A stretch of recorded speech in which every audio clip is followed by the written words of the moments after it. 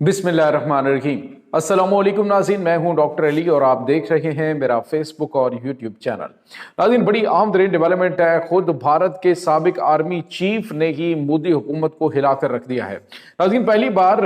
अपने ज़मीर का बोझ हल्का करने के लिए भारत के साबिक army chief general Manoj Mukund Naravane ने पाकिस्तान और चाइना के हाथों होने वाली इबरतनाक शिकस्त के हवाले से किताब लिखी, जिस पर भारतीय हुकूमत ने पाबंदी लगा दी है। इस किताब के अंदर क्या क्या इंकशाफात किए गए हैं, ये तमाम तर डिटेल्स आपके साथ हम शेयर करेंगे। जबकि दूसरी तरफ नाज़रीन, एक और बड़ी और अहम खबर है, वो है पाकिस्तान के JF-17 थंडर तैयारे की अब मगरबी ममालिक में मांग बढ़ने लगी है। और जो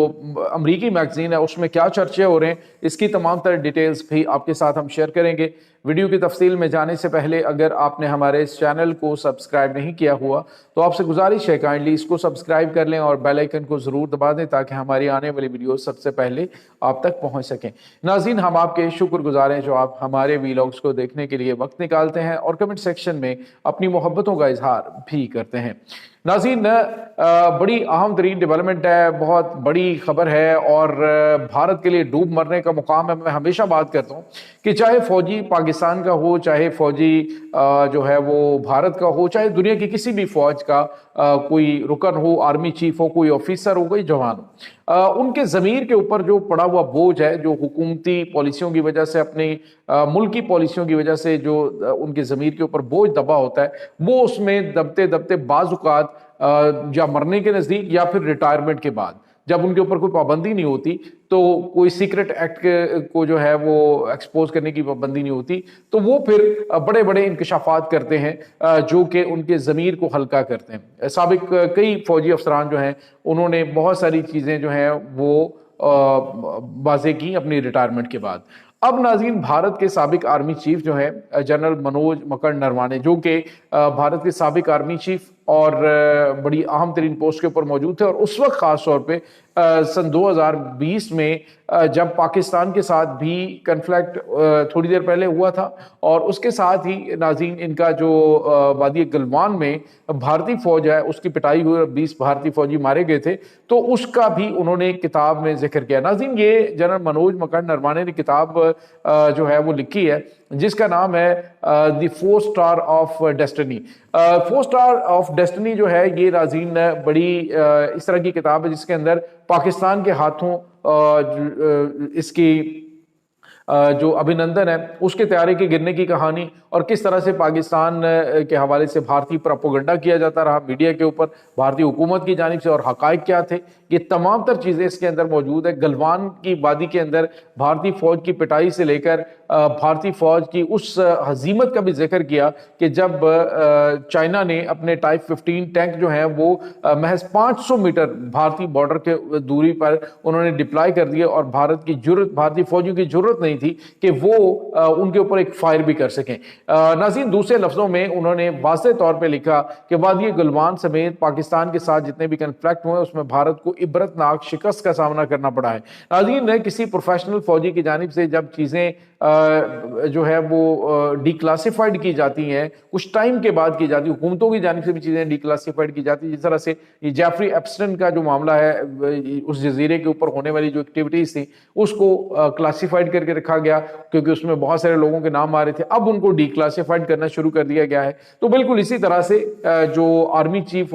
है वो एक बड़ा अहम और जिम्मेदार ओहदा होता है। तो साबिक आर्मी चीफ की इस किताब को मिनिस्ट्री ऑफ डिफेंस इंडिया की जानिब से रिलीज करने की परमिशन ही नहीं दी गई, उन्होंने कहा कि इसको रिलीज नहीं किया जा सकता, इसके अंदर तो भारत की बहुत ज्यादा बेइज्जती है, इसमें बहुत ज्यादा इंसल्ट है। तो ये नाज़रीन भारत की हैसियत और औकात है। पहले भी आपको बताया कि अमरीकी सदर इनकी शिकस्त के ऊपर मोहर तस्दीक सब करते रहे, पूरी दुनिया में बताते रहे, और भारत जो है वो कहता रहा जी हमने पाकिस्तान को मारा, हमने पाकिस्तान को ऑपरेशन सिंदूर में इस तरह से मारा है कि अब पूरी दुनिया में हमारे चर्चे हो रहे। हालांकि भारत मुकम्मल तौर पर आइसोलेट पूरी दुनिया में हो गया जब पाकिस्तान ने बुनियानुल मरसूस जैसा जवाब इनको दिया है। तो इसके साथ नाज़रीन एक और बड़ी और अहम तरीन डेवलपमेंट है, یہ ناظرین پاکستان کے F-17 تھنڈر طیارے کے حوالے سے ناظرین یہ والچر جو ہے یہ ایک دی نیشنل انٹرسٹ میگزین کے اندر تجزیہ نگار ہیں، دفاعی تجزیہ نگار ہیں اور عالمی امور کے اوپر بڑی گہری نظر رکھتے ہیں۔ انہوں نے لکھا ہے کہ پاکستان کا F-17 تھنڈر بلاک 3 جنگی طیارہ اس وقت پوری دنیا کی آنکھوں کا مرکز بنا ہوا ہے۔ انہوں نے کہا کہ اس وقت مغربی دنیا اور خاص طور پہ مغربی پابندیاں چونکہ اس کے اوپر نہیں ہیں اور پاکستان جو ہے اسے آزادانہ طور پہ سیل کر سکتا ہے، تو پاکستان کو اس کے ایک کے بعد ایک آرڈر مل رہے ہیں، یہاں تک کہ مغربی ممالک اس طیارے کو لینے کی جو ہے وہ کوشش کر رہے ہیں اور روابط کر رہے ہیں۔ اس کی وجہ اس نے کہا جی کہ یہ $30 ملین کا بنایا جانے والا طیارہ ہے۔ ایک تو یہ کم قیمت ہے کمپیریٹیولی دوسرے جو 4.5 جنریشن ہے، اور دوسرا جو ہے وہ اس کی مینٹیننس بڑی سادہ اور آسان ہے، اور تیسرا یہ کہ اس کی جو بعد میں جو بعد سروس ہے، ٹریننگ ہے، یہ تمام تر پاکستان پرووائڈ کرتا ہے۔ اور اس کے بعد اس کے یہ ملٹی رول ایئر کرافٹ ہے اور یہ کامبیٹ ایئر کرافٹ اس طرح کا ہے جو ٹیسٹڈ ان وار کے ٹائٹل کے ساتھ بھی ہے۔ اس نے بھارت کا جنگی طیارہ تباہ کیا، یہاں تک کہ انہوں نے رافیل طیاروں کو تباہ کیا۔ تو اس پر انہوں نے لکھا ہے کہ دی نیشنل انٹرسٹ کے اندر کہ جو مغربی افریقہ ہے اس کے ممالک کے اندر اور اس کے بعد جو ساؤتھ ایشین کنٹریز ہیں اس میں پاکستان کا یہ جو تھنڈر طیارہ ہے اس کی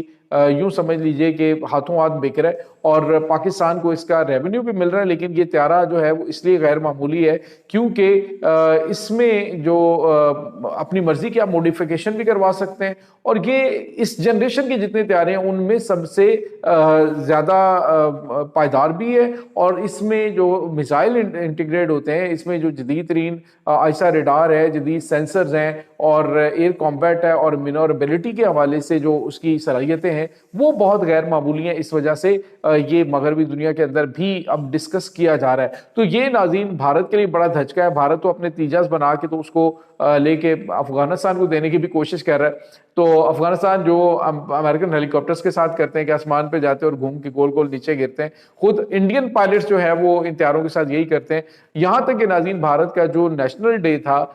جو ان کے یوم جمہوریہ تھا، اس کے اوپر بھی انہوں نے جو انڈین پائلٹس ہیں انہوں نے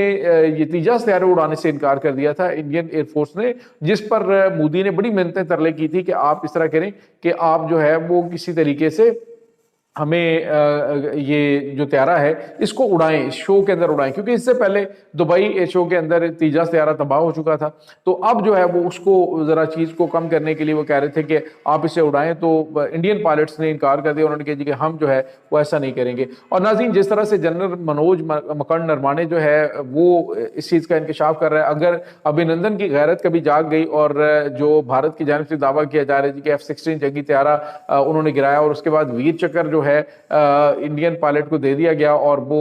ڈیفینیٹلی جب کسی نے کوئی کام کیا ہی نہیں ہوتا اور اس کا اسے ریوارڈ مل جائے تو وہ بھی زبردستی اس کے اوپر ٹھوک دیا جائے، تو شاید کبھی ریٹائرمنٹ کے بعد ابھینندن جو ہے اس کا ضمیر جاگے اور وہ اصل کہانی لکھ دے،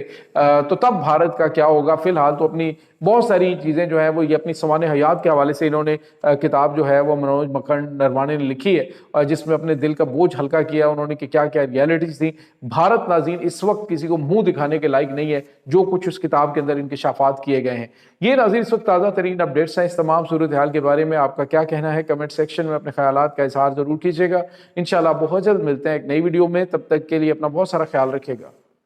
اللہ حافظ۔